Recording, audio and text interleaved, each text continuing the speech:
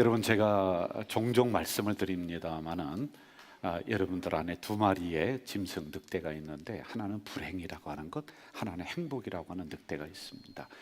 먹이를 내가 어디에 많이 주느냐에 따라서 그 늑대가 여러분을 불행으로 잡아먹을 수도 있고 아니면 행복하게 나갈 수도 있다. 제가 뭐 오랜 인생을 사는 게 아닙니다만 경험해 보니까 뭔가를 많이 가졌다고 해서 행복한 것이 아니라 행복은 선택인 것 같아요. 그래서 오늘도 나는 행복하겠다 이렇게 선택하면은 이 한 주가 여러분 행복한 일이 계속 일어날 줄로 믿습니다. 한번 저를 따라해 보세요. 나는 행복을 선택합니다. 네, 감사합니다. 목사님이 왜 여기에서 설교하다가 이렇게 나와서 방정맞게 왔다 갔다 하며 설교할까, 이 생각을 혹시 하시는 분들도 있을 수 있어요. 또 강대상에서 설교를 해야지 왜 저럴까 하면서 혹시 마음이 불편한 분들도 있을 수가 있습니다. 그렇지 않겠어요? 그런데 제가 예배 설교학의 박사입니다. 박사. 놀라지도 않아요. 박사같이 안 생겼어요. 우리 교회에서 허락을 해주셔서 장신대학원에서 예배학 박사 학위를 제가 받았습니다. 그런데 예배학을 제가 연구를 하다 보니까 예수님이 설교를 하실 때 어느 때는 나무 그늘에서 하시고 어느 때는 밀밭을 걸어가시면서 밀을 따면서 이걸 또 설교하시고 어느 때는 들판 바위 위에 올라가서 설교하시고 그렇게 설교를 하셨더라고요. 그러므로 제가 강대상을 벗어나서 막 옆에서 춤추고 하는 거 아니잖아요. 이 주변에서 이렇게 하는 거, 이거는 성경적인 부분이다 이렇게 생각을 하시면서 말씀을 들으시면은 불편한 게 없어질 줄로 믿습니다. 자, 여러분, 금방 제가 인사할 때 오늘도 나는 행복을 선택한다, 여러분 행복하세요? 이렇게 인사를 했습니다. 물었습니다. 행복의 요소가 뭘까? 그랬더니 여기에 설문에 답을 한 사람이 첫째로 나는 이게 있으면 행복하다, 가족, 이게 1등으로 나왔어요. 2등은 건강해야지 행복하다. 그리고 3등은 돈은 세 번째였어요. 가족이라고 하는 것이죠. 50 이상 되시는 부인, 그러니까 여성분들에게 당신은 인생에 있어서 꼭 필요한 거 5가지를 선택하면 뭐를 선택하겠습니까? 라고 물었더니 제가 이야기해 줄게요. 첫째, 건강. 두 번째, 돈이 있으면 행복하겠다. 세 번째, 친구. 네 번째, 딸. 5번째, 찜질방. 찜질방, 남편이 아니에요, 여러분. 그게 내 주변에 있으면 행복하다. 남성분들에게 물었습니다. 50 이상 되시는 남성분들에게 당신의 인생에 있어서 행복을 추구할 수 있는데 그러면 꼭 필요한 거 5가지가 뭡니까? 라고 물었어요. 이야기할게요. 첫째, 1등 와이프. 2등, 두 번째 집사람, 아내. 네 번째 마누라. 5번째 부인. 다 똑같은 얘기예요, 여러분. 똑같은 얘기. 그러니까 이게 뭐냐면은 점점 연세가 드실수록 가족에 대한 소중함을 더 느껴간다라고 하는 걸 비유적으로 이렇게 이야기한 것 같아요. 그래서 성경에서는 가족이라고 하는 단어가 300번 나옵니다. 몇 번? 300번 나옵니다. 자, 오늘 본문도 1절과 2절에서는 가정을 이루는, 집안을 이루는 것에 하나님이 개입을 하셔야지 그 집안이, 가문이 명문 가문이 된다라고 하는 게 1절과 2절이고요. 그리고 2절에서부터 5절까지의 말씀은 하나님이 복을 주셔야지만이 그 가정이 잘 된다라고 하는 겁니다.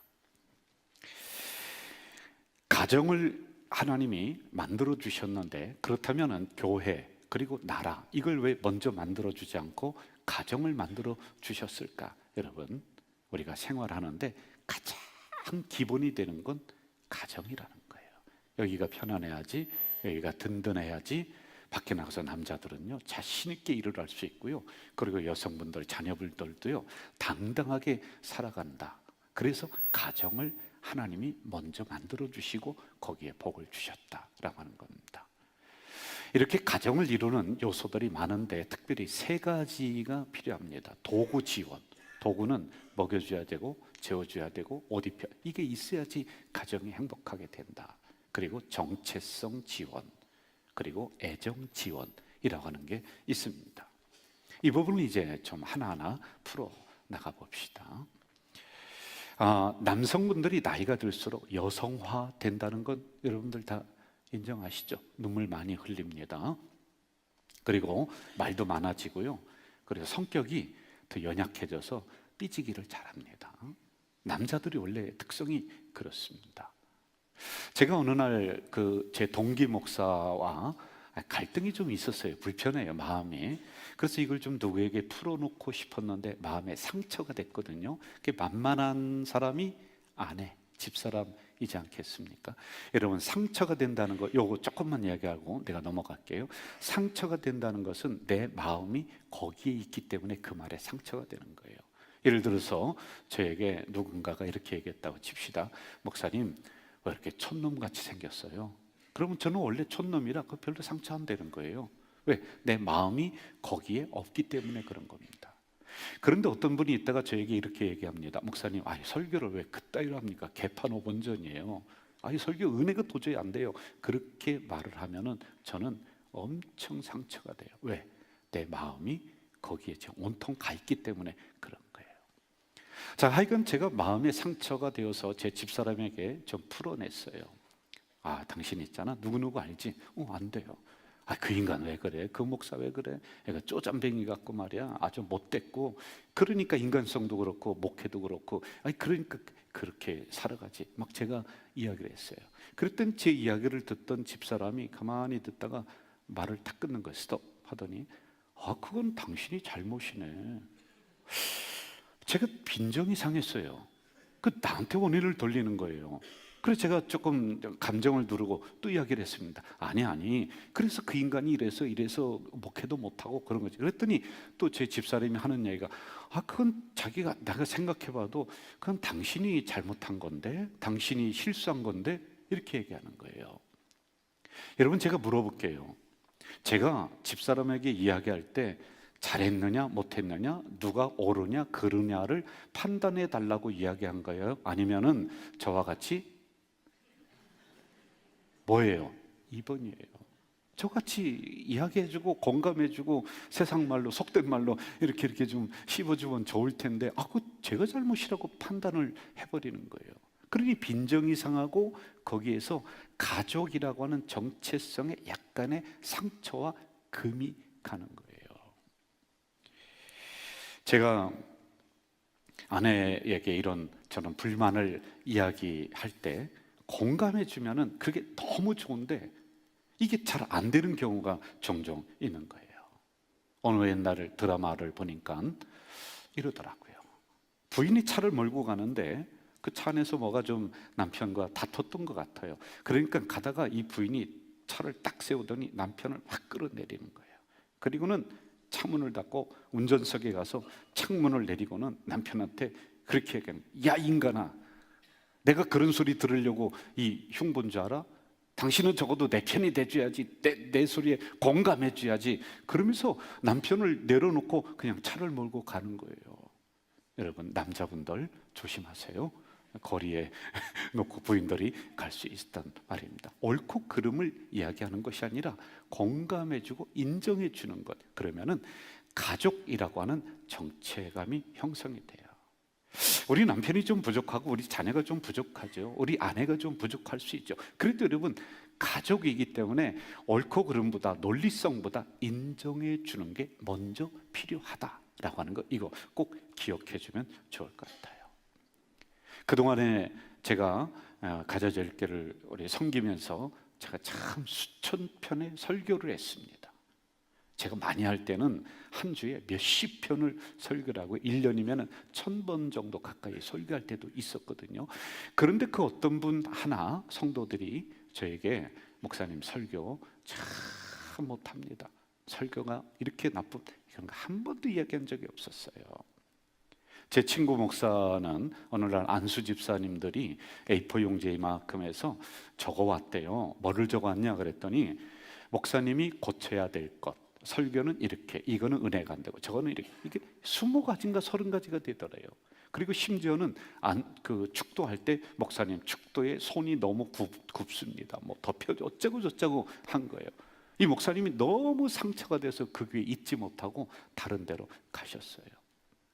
자, 제가 설교를 할 때 우리 성도님들이 지적을 안 합니다. 두 가지가 있는 것 같아요. 첫째, 왜 그런가 봤더니 하나는 내가 설교를 잘해서일 것 같다. 이게 하나가 있고요. 두 번째, 성도들의 마음이 태평양처럼 넓어서 다 받아주시는 것 같다. 그런데 제가 가만히 생각해 봤습니다. 제 설교 그렇게 썩 잘하는 거 아니거든요. 그럼 두 번째예요. 성도들의 마음이 넓어서 잘 받아주시는 것 같아요. 죽을 쏟는지 밥을 제대로 했는지 설교하는 제가 알거든요. 어느 때는 땀만 삐질삐질 나고 막 설교 원고도 눈에 안 들어오고 했던 소리 또 하고 그럴 때 많아요. 그럼 제가 제 스스로 알기 때문에 너무 기운이 다운돼 가지고 5층 제 방으로 올라갑니다. 그리고 설교문을 탁 내려놓고 그냥 한숨을 푹 쉬고 있어요. 그러면 제 아내가 들어와서 뭐라고 하냐면은 그럴 때 당신 설교 죽 썼어. 그럼 못 살잖아요. 그런데 그럴 때 저를 보고 오늘 당신 설교 짱이야. 정말 잘했어. 저를 인정해 주는 거예요. 그러니까 너무 신바람이 나는 거예요. 여러분, 인정받지 못하면은 어디든지 어느 조직이든지 어느 가정이든지 나의 존재감이 사라져요. 정체성이 없어지는 거란 말이에요. 교회도 마찬가지예요. 교회도 저쪽에 계신 우리 집사님을 제가 악수하면서 아이고 집사님 지난주에 어떠셨습니까? 또는 권사님 이렇게 제가 인정해주고 알아주잖아요. 그러면 내가 가져줄 게 한 성도구나. 이게 인정되어지는 거란 말입니다. 피그말리온 효과라는 게 있습니다.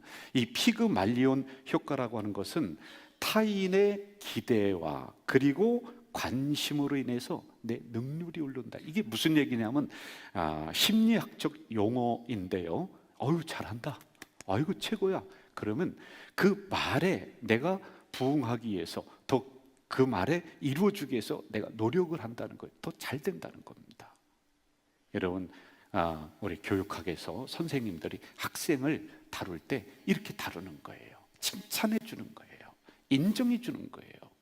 한번 저를 따라해 볼까요? 칭찬은 고래도 춤춘다. 여러분, 이 이야기 많이 들어보셨을 거고 책도 보셨을 수도 있습니다. 그런데 그 책이 나온 비하인드 스토리가 있어요. 중년이 넘은 훨씬 넘은 회사 사장입니다. 거기에 있는 회사원들이 5에서 10명을 넘지 못하는 것 같아요. 실제로 있었던 거예요. 그리고 가족을 이루고 사는데 회사원들이 도저히 말을 듣지 않는 거예요. 사원들이요. 그래서 부도나기 일부 직전인 거예요. 그리고 가정은 깨지기 일부 직전인 거예요. 이게 너무 힘들고 괴로워서 이 모든 걸 내려놓고 안 되겠다, 잠시 쉬어야 되겠다. 그리고는 어느 해변가 있는 관광 도시로 갔습니다. 그런데 어느 관광지가 있는데 거기에 뭔 쇼를 하는데 가보니까 돌고래가 쇼를 하는데 돌고래가 박수를 치는 거예요. 물을 뿌리는 거예요. 이 조련사가 어떻게 하니까 이렇게 일어나서 막 인사를 하는 거예요. 그리고 이게 너무 신기해서 이 중년 된 신사가 이렇게 생각했어요. 나는 5명 남짓 때는 이 사원들을 어거도 못하고 회사도 운영도 못하고 그 가정도 깨지기 일부 직전인데 아니 어떻게 말귀를 못 알아듣는 이 돌고래를 훈련을 이렇게 잘 시켰을까? 조련사를 찾아갔습니다. 아니 어떻게 하셨어요? 그랬더니 조련사가 이렇게 얘기해요. 별것도 없어요. 잘한다고 칭찬해줬어. 박수 쳐줬어요. 그랬더니 더 잘해요. 여러분, 이처럼 인정해주고 칭찬하면요, 내가 그 가정에 그리고 우리 공동체의 일원이다. 소속감, 정체성이 분명히 생기는 거란 말입니다. 가끔 필리핀에 있는 박찬길 선교사님에게 전화가 와요. 이게 목사가 전화 올 때 되면은 가슴이 덜컥덜컥 하는데 좋은 일 가지고 전화는 별로 안 하거든요. 그러니까 힘들다, 어렵다, 이런 거 가지고 전화를 종종 할 때가 있습니다. 이번에도 우리가 선교팀이 그쪽에 가서 선교 사역을 쭉 하는데 제가 이렇게 얘기했어요. 박 선교사님, 10년 전을 한번 생각해 보자. 10년 전에 선교사로 간다고 10년 전쯤 될 것 같아요. 거기 갔습니다. 그런데 아무것도 없었어요. 그냥 이주한 동네 아주 굉장히 슬럼가였거든요. 거기에 그 집들이 똑같은 집이 쫙 있는 거예요. 수백 채, 수천 채가 있는데 어떻게 할 줄을 모르는 상황에 저와 같이 날아가서 박 선교사, 여기가 당신의 선교지야? 아니 목사님 교회도 없는데. 아니야, 이 골목에서 예배드려. 아니 비 오면 어떻게 해요? 천막 쳐. 그리고 비가 더 오면 이 집으로 뛰어들어가. 아니 앉을 의자도 없는데요. 아니 의자는 사다가 하면 돼. 그거 이동식 의자 있지 않습니까? 플라스틱. 그렇게 예배 시작해. 그 투덜거리고 불평해요. 그런데 그때 제가 어떻게 했냐면은 그 옆에 있는 땅으로 데려가서요. 박성기사 봐. 여기 교회가 3년 후에 5년 후에 여기 교회가 마련될 거야. 그리고 성도가 이렇게 많아질 거야. 꿈을 심어줬어요. 당신 분명히 해낼 수 있어. 그래 이번에 가서 그 이야기를 하면서 선교사님 어때요? 그때 우리가 길거리에서 예배 드렸는데 이렇게 하나님이 만들어 주셨잖아요. 그런데 종종 전화 올 때마다 제가 계속해서 해줬던 이야기가 있습니다. 박창길 선교사님, 몇 가지 기억해야 되는데, 첫째, 당신 뒤에서 기도하는 우리 교회가 있어. 당신 혼자가 아니야. 우리 식구야. 그리고는 제가 두 번째 이렇게 했어요. 당신은 내가 그동안 부목사로 있으면서 지켜봤는데 반드시 성공해. 능력이 그만큼 있는 사람이야. 그랬더니 박성교사님이 가지고 있었던 마음이 뭐냐면, 어려울 때 저에게 전화하면서 그런 고백을 하는 거예요. 아, 내 뒤에는 기도하는 우리 가자 공동체 권사님이 있고 집사님들이 있구나. 이게 있는 거예요. 자기를 인정해 주니까 그 큰 역사를 이루는 거란 말입니다. 저는 부흥이 일어나야 될 첫 번째 장소, 바로 우리의 가정, 우리의 교회인데요. 여러분, 정체성, 소속감, 이걸 위해서는 인정해 주면 되는 거예요. 그 사람을 인정해 합시다. 그리고 두 번째, 정서적으로 필요한 애정 지원이라고 하는 게 있는데요. 여러분, 이 애정 지원은 몇 가지 요소가 있습니다. 이 사람들을 보면은 멀리하고 싶은 사람이 있어요. 까칠해 사람이. 그리고 어떤 사람 보면은 따뜻하고 포근한 사람이 있어요. 여러분, 멀리하고 싶은 사람은 어떤 사람이냐면 얼굴을 딱 보면 얼굴이 어두워요. 박지를 못해요. 그러면 따뜻한 사람은 뭐냐? 미소가 많아요. 그리고 멀리하고 싶은 사람은 보면은요, 말하는 모양새가 세상 말로 하면 어쩌면 저렇게 싸가지가 없는지 몰라요. 말에 채찍이 있는 거예요. 칼날이 있습니다. 그런데요, 가까이 하고 싶은 사람, 따뜻한 사람은요, 말하는데 맛깔나게 해요. 말을 잘해서가 아니라 어쩌면 저렇게 한마디 말 속에도 긍정성이 묻어날까. 말 한마디에 천냥빛 갚는다, 이런 얘기 하잖아요. 그리고 좀 멀리하고 싶은 사람들 보면은 이야기를 할 때 판단해요. 아, 그러니까 잘못이지, 그러니까 이렇게 했어야지. 그런데요, 따뜻한 사람은 어떻게 해요? 판단하는 것이 아니라 이해를 해주는 거예요. 아, 그럴 수도 있지 라고 이해를 하는 겁니다. 여러분, 사람들과의 만남은 세 가지의 만남이 있다고 그럽니다. 이런 사람 좀 피하면 좋을 것 같아요. 생선과 같은 사람. 만나면 만날수록 비린내가 나요. 싫어요. 그런데요, 만나면 만날수록 꽃과 같이 아름다운 향기가 나는 사람이 있고요, 손수건 같은 사람이 있어요. 우리의 눈물을 닦아주고 마음을 닦아주는 이런 사람들이 있단 말입니다. 여러분은 누구에게 가까이 가고 싶습니까? 까칠한 사람 아닐걸요? 따뜻한 사람. 왜 그럴까요? 우리는 사랑이 필요하기 때문에 자꾸 그런 사람에게 끌리는 거란 말입니다. 우리나라 가정에 대한 부족한 것이 무엇인가 설문조사했습니다. 1등, 대화가 부족하다. 2등, 사랑이 부족하다. 이게 좀 더 있었으면 좋겠다 라고 하는 이런 내용이었습니다. 제가 그대로 또 읽어드릴게요. 들어보세요. 어느 조사기관에서 서울 시내 20대, 30대 직장인을 대상으로 조사한 통계가 있는데, 퇴근 후 가족들과 대화는 얼마나 하느냐는 질문에 1시간 미만이라는 대답이 72%. 그럼 대화를 단절시키는 요소가 뭐냐? 핸드폰, 문자, 영상. 그 대화를 안 한다라고 하는 거예요. 부부 사이에 진솔한 대화가 없습니다. 그러니 애정이 계속 결핍이 되는 거예요. 그러니 문제가 일어나는 거예요. 여러분, 이 공동체에서도 사실은 여러 가지 오해들, 갈등들이 있는데 가서 조금만 대화하면 탁 풀립니다.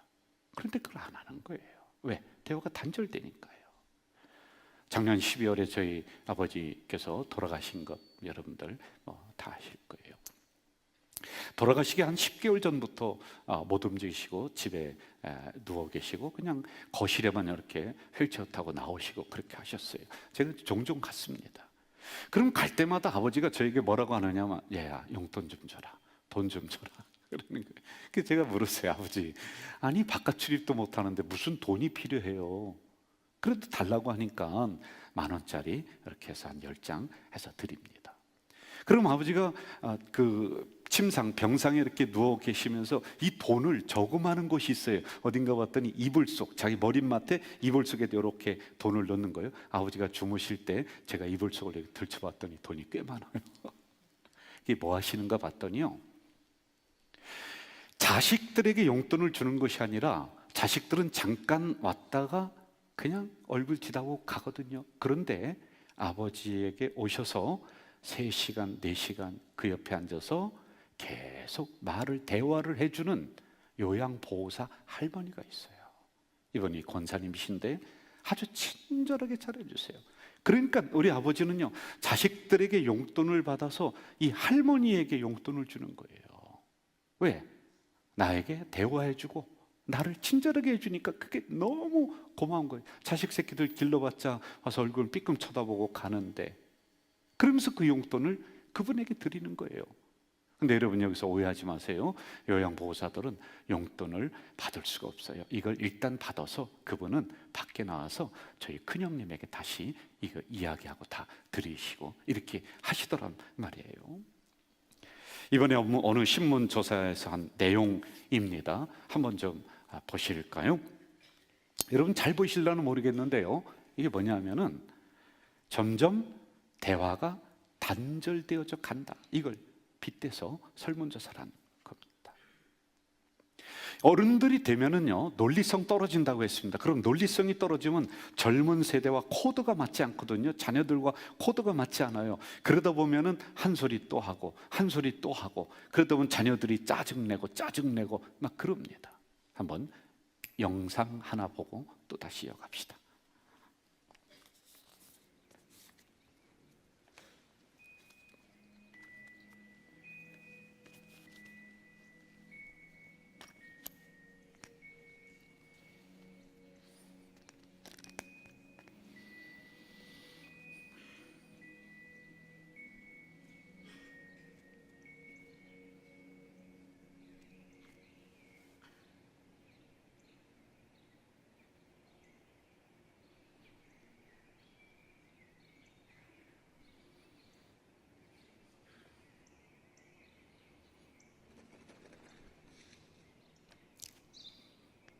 Τι είναι αυτό?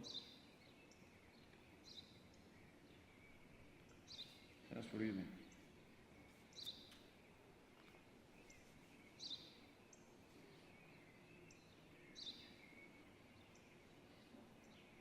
Τι είναι αυτό? Μόλις τώρα στο πατέρα, σπουργίτι είναι.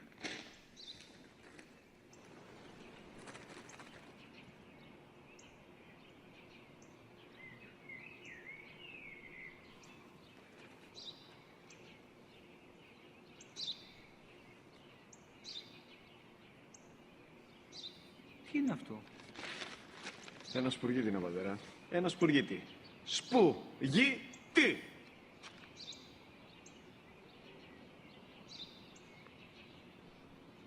Τι είναι αυτό? Γιατί το κάνεις αυτό το πράγμα? Μπορείς να μου πεις? Τόσες φορές σου είπα, είναι ένα σπουργίτι. Δεν το καταλαβαίνεις.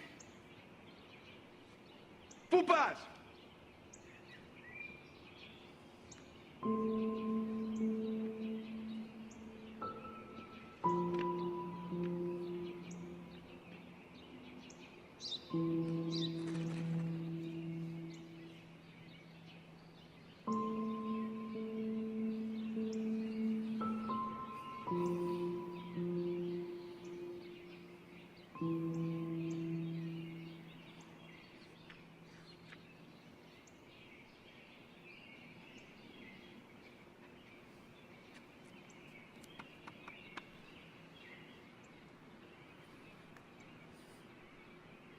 Δυνατά.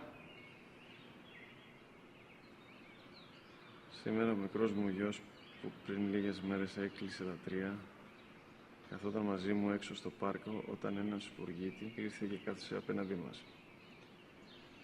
Ο γιος μου με ρώτησε 21 φορές τι ήταν αυτό και του απάντησα και τις 21 φορές ότι ήταν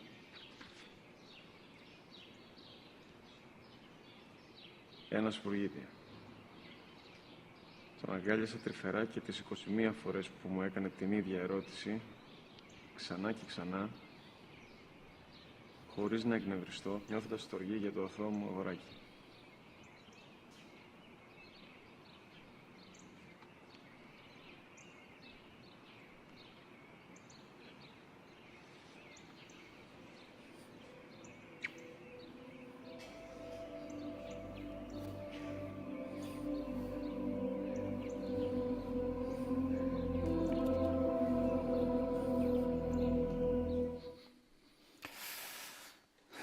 저희 딸들에게도 저 영상을 보여줬으면 좋을 것 같아요.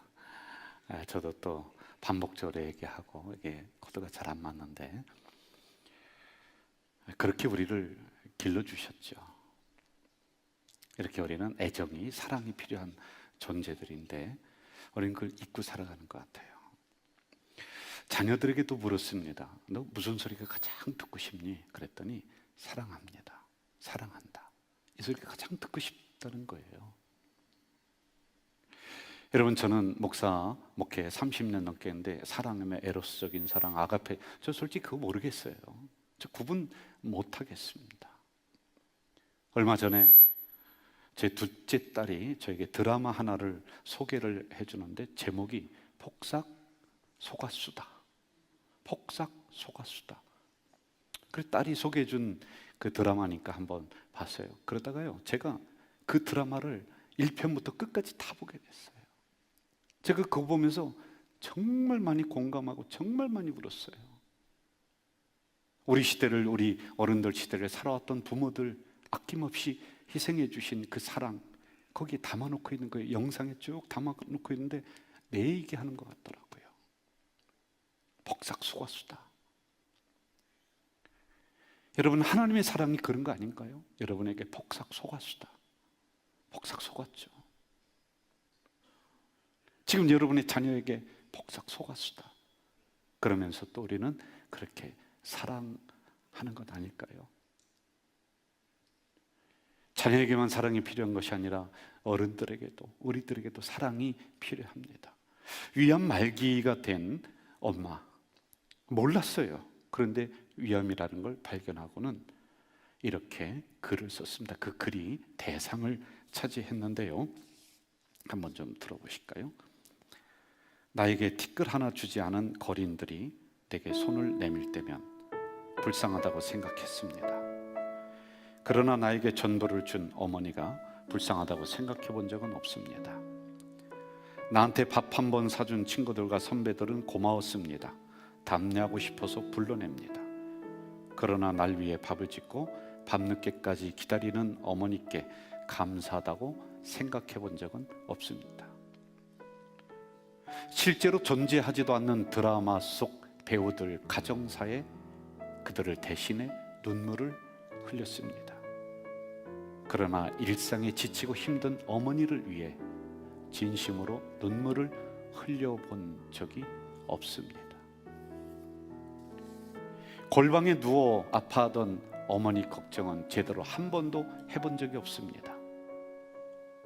친구와 애인에게는 사소한 잘못 하나에도 미안하다고 사과하고 용서를 구했습니다. 그러나 어머니에게는 잘못은 셀 수도 없이 많이 했어도 용서를 구하지 않았습니다. 죄송합니다. 죄송합니다. 이제 알게 돼서 죄송합니다. 아직도 너무도 많은 것을 알지 못해서 죄송합니다. 저도 효도하려고 하니까 없더라고요. 안 계시더라고요. 우리 어머니, 우리 아버지 저에게 폭삭 속았수다. 여러분도 여러분의 자녀에게 폭삭 속았수다. 그래도 그렇게 사랑해 나가는 거 아니겠습니까? 왜? 주님이 우리에게 폭삭 속으면서도 그렇게 사랑해 주셨잖아요. 마지막으로 이 말씀을 드리면서 마무리를 좀 하고 싶습니다. 가정은, 잘 들으세요, 가정은 교회가 축소된 게 가정이에요. 그럼 교회는 뭘까요? 가정이 확대된 거예요. 그래서 우리를 뭘로 부르느냐? 권속, 식구. 같은 성도를 권속은 같은 밥을 먹고 사는 사람들이라고 하는 뜻을 가지고 있습니다. 여러분들 일주일간 삶이 팍팍하고 지쳤잖아요. 여기 와서 채찍과 같은 날카로운 말로 여러분들 가슴 찢으려고 온 거 아니잖아요. 상처받으려고 온 거 아니잖아요. 위로받고 싶고 인정받고 싶고 격려받고 싶은 이 마음으로 우리는 왔단 말이죠. 우리 멀리 있는 다른 성도들, 대한민국의 성도들 못 안아줍니다. 그런데 가까이에 있는 우리들 먼저 사랑할 수는 있잖아요. 그게 우리 공동체잖아요, 여러분. 저는 우리 가져질게 21년, 22년 횟수로 섬기면서 우리 교회 너무 좋아요. 교회가 대형 교회가 돼서 그렇지 않아요. 여러분, 21년 전부터 제가 보셨던 권사님 점점 늙어가시는 거 보면서 우리 어머니가 늙어가는 것 같구나, 그래 하시며 그 뒷마무리 돌아가셔서 마무리해드린 그분들이 정말 많아요. 그래서 저는 마치 우리 어머니 같아요. 우리 노권사님들 보면은 제가 손잡고 꼭 뒤에서 안아주고, 여기 계신 나이 먹으신 분들은 마치 저희 형님 같아요. 어느 분은 아버지 같고요. 제가 주례에서 결혼했던 친구들 많이 있습니다. 그래서 저는 우리 교회 너무 좋아요. 배가 이렇게 불러서 오면은 안수기도 하고, 그리고 출산하면 제가 그 아기 끌어안고 입성기도 했던, 그래서 식구예요, 저에게는요. 여러분, 이렇게 했으면 좋을 것 같아요. 우리 가족 공동체, 가족과 같은 공동체 되기 위해서 인정해주고요, 그리고 애정들이 필요합니다. 격려가 필요하고요, 위로가 필요합니다. 우리의 따뜻한 사랑을 조금만 나눠주면 되잖아요. 그 인간 못하겠습니다. 여러분, 하나님이 복삭 소가수다, 그래도 안 버리시고 사랑했지 않습니까? 우리 그렇게 가정을, 우리 교회를 더 따뜻하게 만들어가는 5월이 되었으면 합니다. 여러분, 이 찬양 같이 하면서 우리 서로 좀 축복해 주면 좋을 것 같습니다. 같이 찬양할까요? 옆 사람, 우리 옆에 있는 분, 가족분들,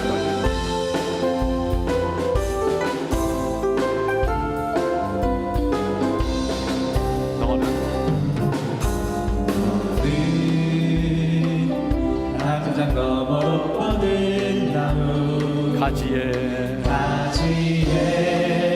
푸른 열매처럼 하나님의 귀한 축복이 삶에 가득히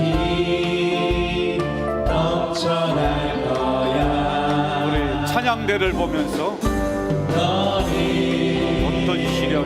어떤 시련이 와도 이겨낼 하나님 있어. 전능하신 하나님께서 너와 언제나 함께 하시니. 우리 장로님들을 보면서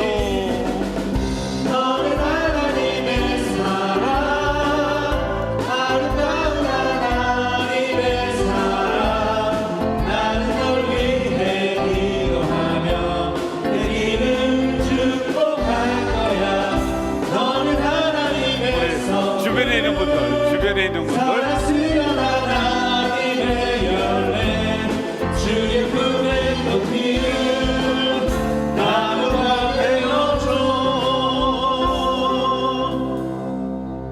여러분, 이 시간에는 우리 침묵으로 한 30초만 기도했으면 좋겠습니다. 그냥 기도하지 말고 주변에 가족들이 있으면 같이 손잡고, 우리 조금 낯선 성도들이 있더라도 같이 손잡고 침묵으로 조용히 기도하겠습니다.